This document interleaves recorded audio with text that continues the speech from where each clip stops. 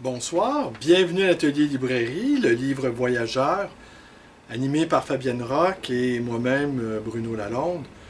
Je me hâte d'enregistrer cette petite vidéo car, grosse journée aujourd'hui à la librairie.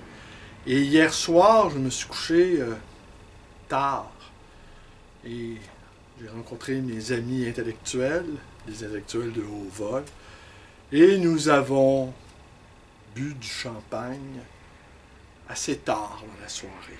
C'est bon le champagne, hein? C'est vraiment agréable.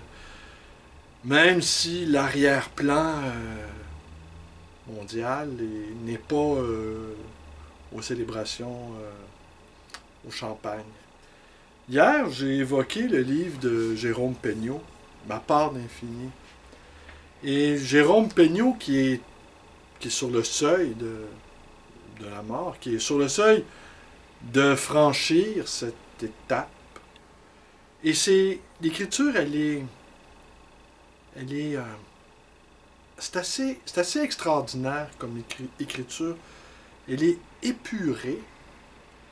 Elle est à la fois cristalline. Il y a quelque chose, elle est diaphane en même temps. Elle est musicale, va sans dire. Elle est imagée. Et cet homme qui a 93 ans, qui a dépassé le troisième âge. Il est entré dans le quatrième âge. Et ce quatrième âge, au fond, qui est une sorte de quatrième dimension spirituelle.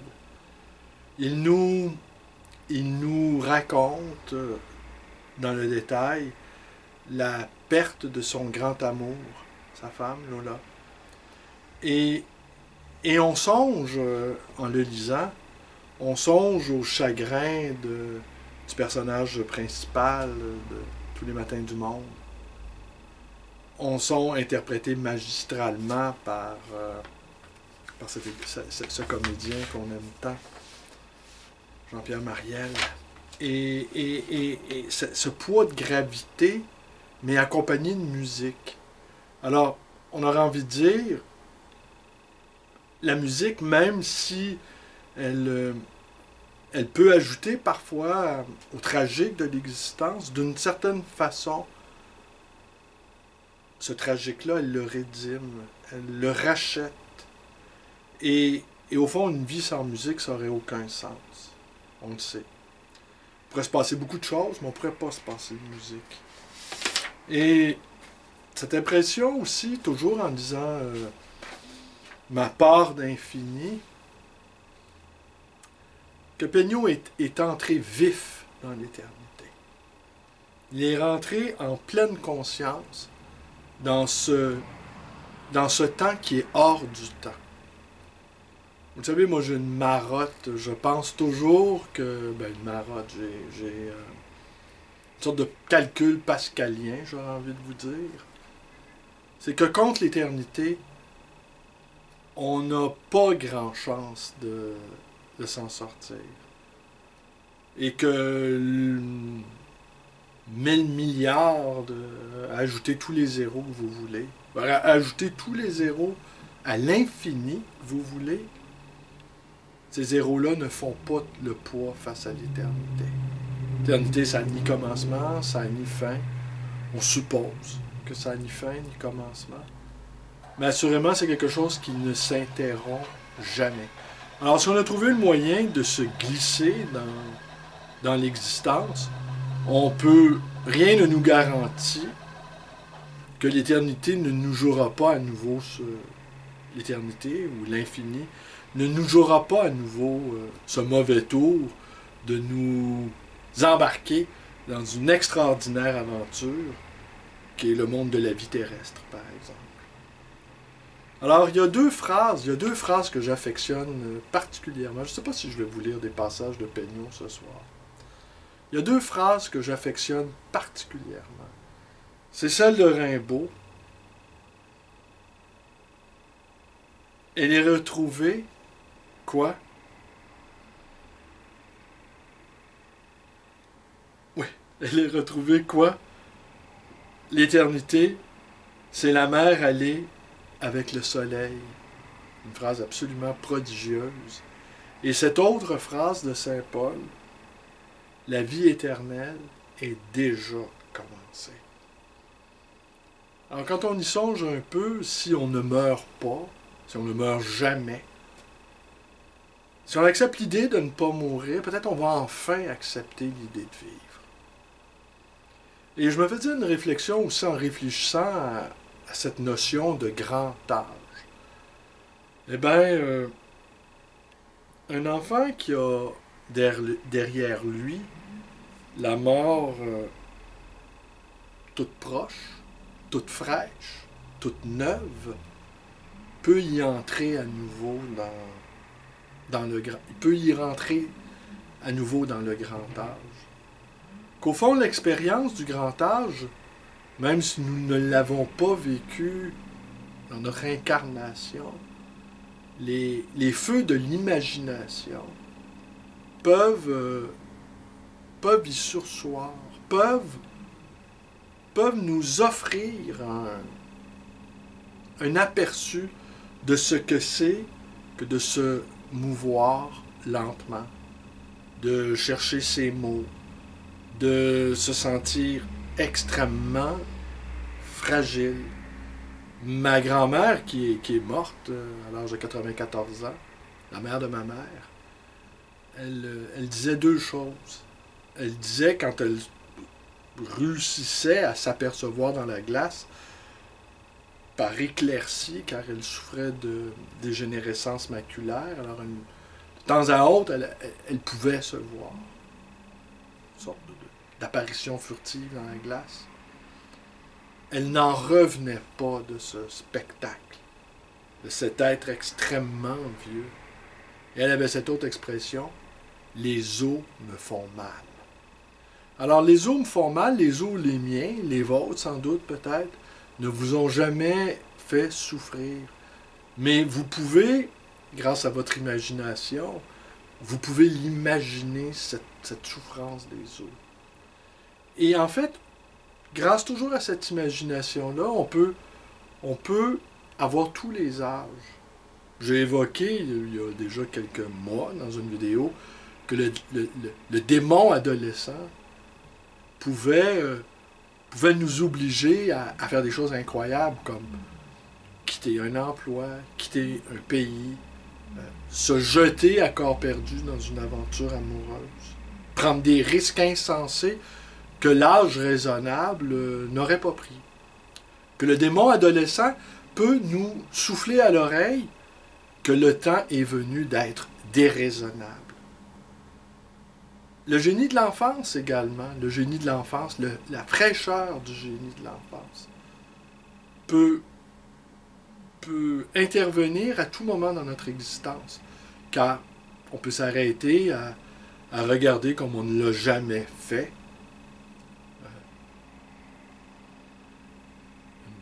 une mauvaise herbe surgissant du bitume. On peut s'arrêter à regarder une simple mouche. Certaines mouches qui ont des carapaces de couleur verte ou bleutée, qui ressemblent à des espèces de diamants qui volent.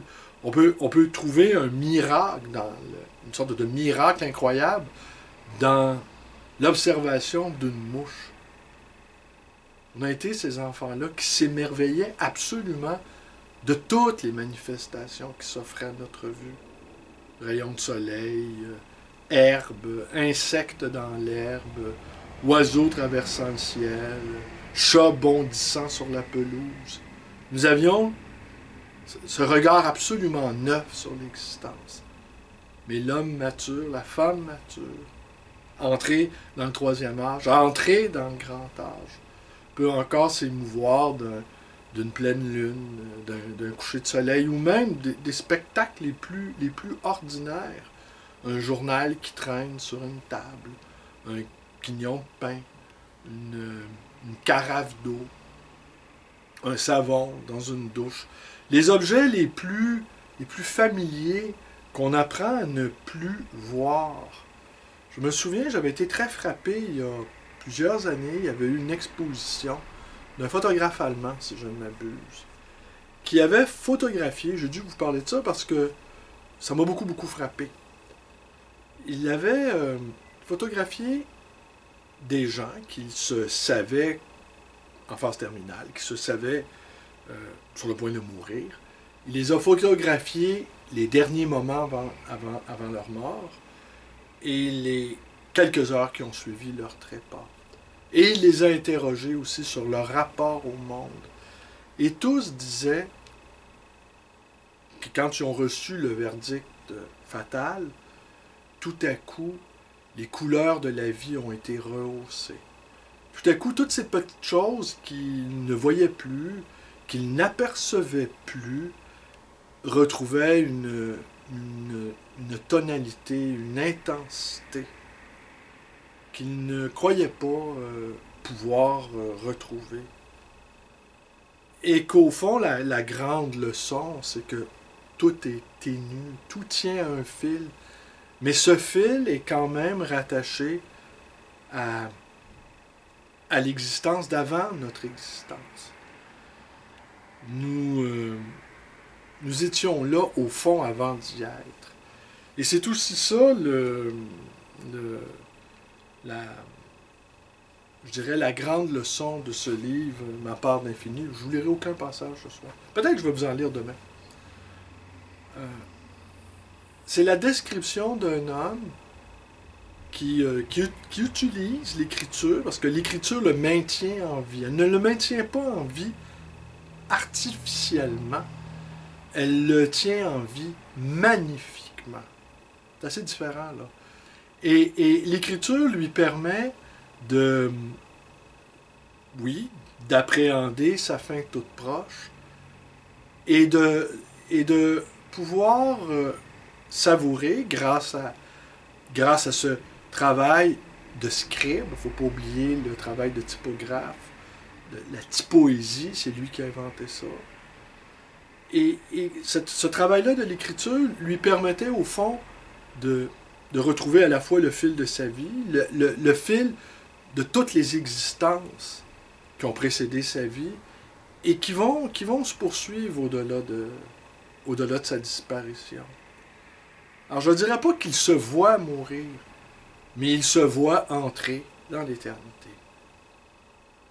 Et il brille de tous ses feux avant d'aller ailleurs. Et c'est extrêmement émouvant, parce que je vous le disais, cette écriture, elle est fine, elle est cristalline, elle est fragilisée par une expérience de vie. Il est, comme dit la Bible, il est repu de jour, oui, repu de jour, je pense que c'est la bonne citation. Il est gavé de peut-être c'est repu. Mais enfin, vous saisissez l'idée, il a accumulé beaucoup d'heures. Sa carcasse, son étang, son être a absorbé beaucoup de lumière, beaucoup de poussière, beaucoup de pensées, beaucoup de lectures. Cette fameuse phrase de « si on peut supporter le poids de ses propres lectures ». Je trouve cette réflexion, je la trouve extraordinaire. Je trouve que c'est une phrase... Est-ce que... Et puis, veillez à subir ces lectures. Veillez, parce que ce qui est intéressant, c'est veiller, subir. C'est deux verbes qui ne nous viendraient pas à l'esprit de combiner ensemble. Veillez à subir. Veillez à ressentir le joug. Veillez à prendre sur soi la responsabilité des propres textes qu'on est allé chercher, qu'on est allé méditer, qu'on est allé étudier. C'est extraordinaire comme idée, au fond. D'assumer pleinement sa bibliothèque.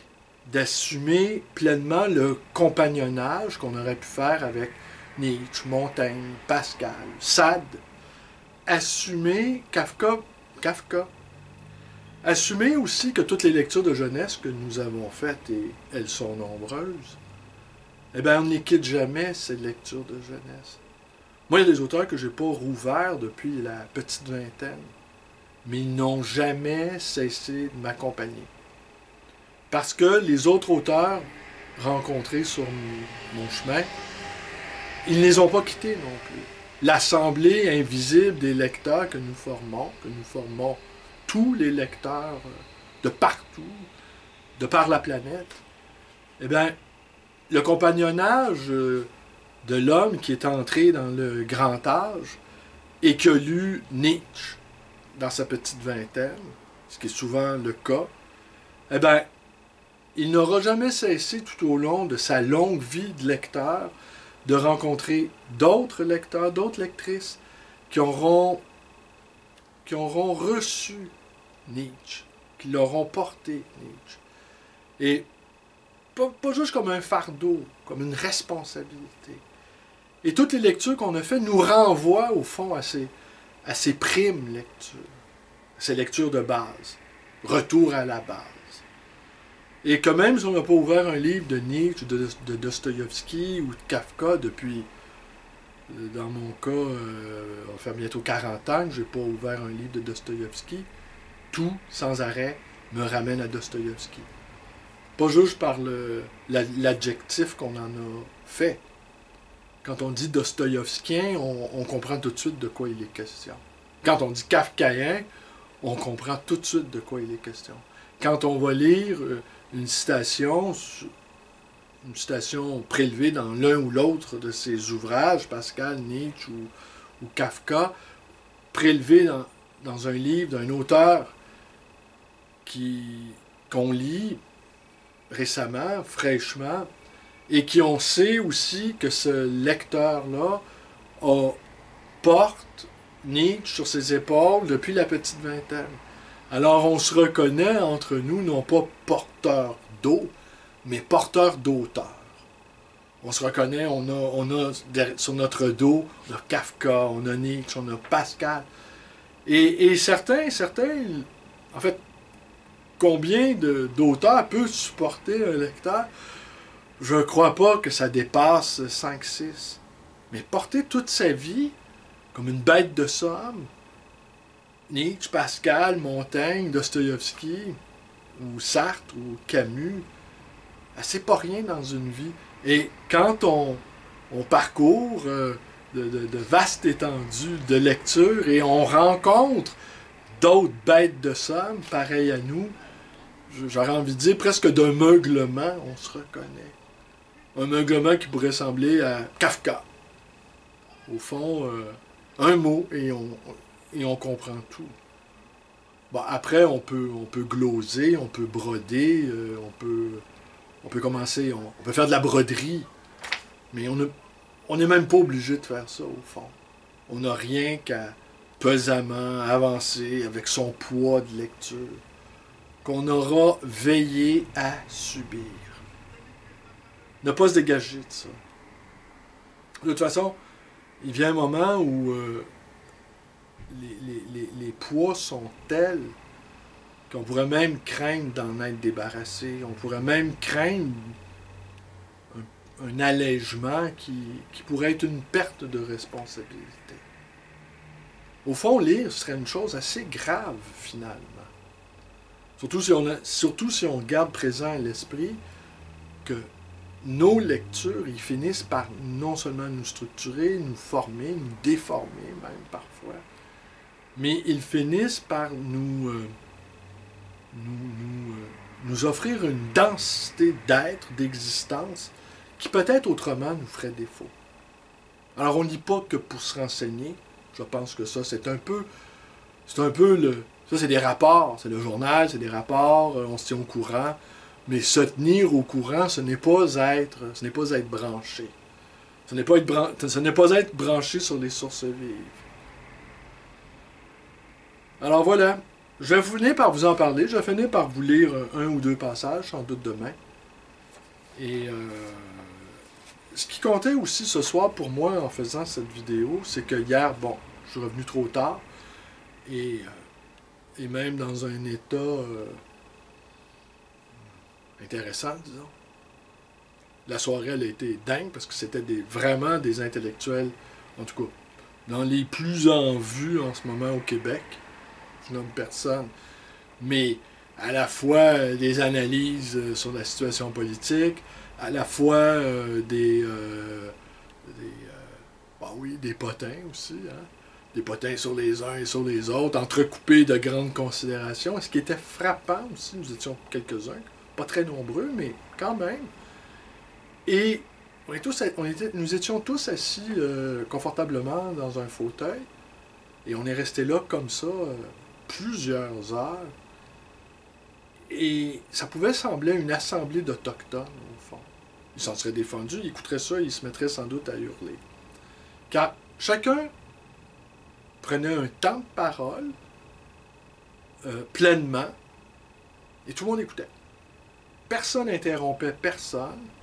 Et après, le bâton de parole. Et après, quelqu'un prenait la parole, revenait sur certains propos entendus, parfois demandait des éclaircissements, mais tout ça pendant des heures sans que... Il n'y avait pas de cacophonie. Il y avait comme une sorte de musique de chambre. Il n'y avait qu'une voix. Personne ne se taisait. Un autre prenait le relais de la parole. On écoutait. Beaucoup d'esprit, beaucoup d'humour, entrecoupé de traits d'esprit, où chacun avait toute l'attitude justement pour laisser jaillir son esprit de répartie. Alors l'esprit d'escalier, je pense que nous en étions tous dépourvus parce que nous avions le temps de pouvoir savourer une multiple conversation. Ce qui est étonnant, puis quand j'y repense, nous étions en cercle aussi, dans le salon, et il n'y avait pas de ces petits groupes il n'y avait pas de ça, là. Il n'y avait qu'un seul groupe, et c'était une expérience assez unique, parce que les intellectuels sont plutôt bavards, hein, comme vous le savez. Vous le savez, vous en êtes. Mais là, non, je veux dire, oui, on a tous dit un certain nombre de choses, un certain nombre de conneries, fort heureusement. Nous ne sommes pas que des docs de personnages, mais tout ça dans une sorte d'allégresse, dans une sorte de légèreté aérienne. On aurait pu se dire, au fond, on est dans un salon, là, hein, comme on l'imagine. Des traits d'esprit, un peu de patinage, des grandes envolées, des grandes descriptions sociologiques, suivies, entrecoupées de considérations insignifiantes presque. Mais tout devenait sens dans cette espèce de ballet de la parole. Alors je tenais à faire cette vidéo ce soir-là aussi, parce que hier 10 août, ça a fait 6 mois que j'ai été tous les jours avec vous. Là, il manque une journée au programme. J'aurais dû être... Ou à cet avant-hier que j'aurais dû être là, mais j'ai des problèmes avec mon ordinateur. J'espère que j'en aurai pas ce soir. Il faut que j'en change, absolument. Et je vais faire 2 vidéos à un moment donné dans les prochains jours pour pouvoir dire j'ai pas quitté la table une seule journée. Et je m'aperçois bien aussi, si j'étais une journée ou 2 ou 3, je pourrais perdre le fil. Parce que la plupart, pratiquement toutes mes vidéos sont improvisées.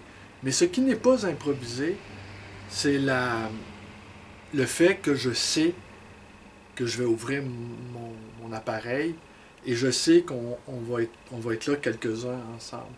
Et je sais aussi que certaines lectures que nous faisons les uns les autres se recoupent. Bon, c'est le canal, ça passe par le canal de ma chaîne, mais je sais sans doute que vous êtes quelques-uns aussi à lire les livres de Michel Schneider, par exemple, ou que vous avez envie de lire les livres de Michel Schneider. Et ce que je comprends de certaines de vos interventions, c'est que je pense pouvoir parfois réussir à canaliser certaines de vos réflexions ou de vos lectures. C'est ce que j'aurais envie d'appeler modestement notre cerveau connecté. Alors, voilà. Donc, je tenais à être là avec vous ce soir. Malgré qu'hier, on me suis couché très tard et que malgré qu'aujourd'hui, j'ai travaillé très fort. Et j'étais content de ne pas vous lire aucun passage de Jérôme Peignot. Voilà. Merci et à demain.